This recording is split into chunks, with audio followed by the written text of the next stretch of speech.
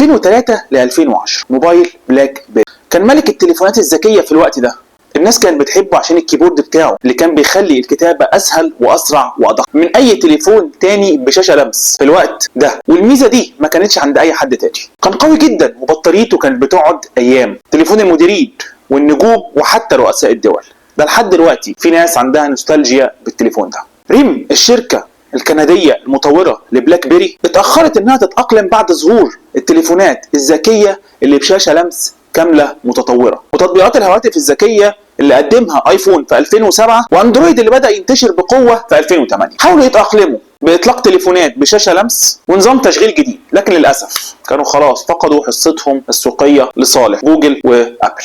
في النهايه في 2016 اعلنت بلاك بيري عن وقف انتاج التليفونات بتاعتها. عارفين تويز ار اس؟ تويز ار اس ده كان من اكبر محلات العاب الاطفال في العالم. في امريكا بس كان عنده اكتر من 700 فرع. تويز ار اس ما قدرش يتاقلم مع انتشار البيع اونلاين وما كانش عنده رؤيه ابداعيه. فشل انه يطور نفسه ويقدم تجربه تسوق سهله وممتعه وباسعار مناسبه للعملاء بتوعه. في الاخر في 2017 اعلن افلاسه. طب فاكرين ازمه كورونا؟ وقتها الدنيا كلها اتلخبطت، مصانع قفلت، ناس قعدت في بيوتها، بس في وسط كل الازمه دي ناس عرفت تتأقلم ونجحت في وسط الأزمة.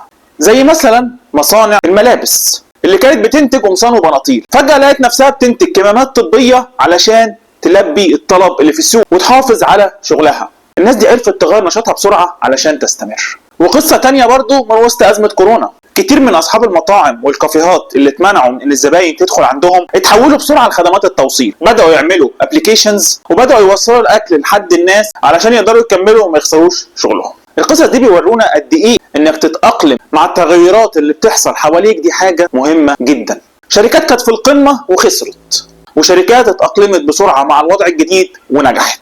طب عمرك سألت نفسك ازاي اواكب العالم المجنون ده؟ تكنولوجيا جديدة بتبهرنا كل يوم، اسواق بتتغير بسرعة البرق، وازمات غير متوقعة بتغير حياتنا كلها.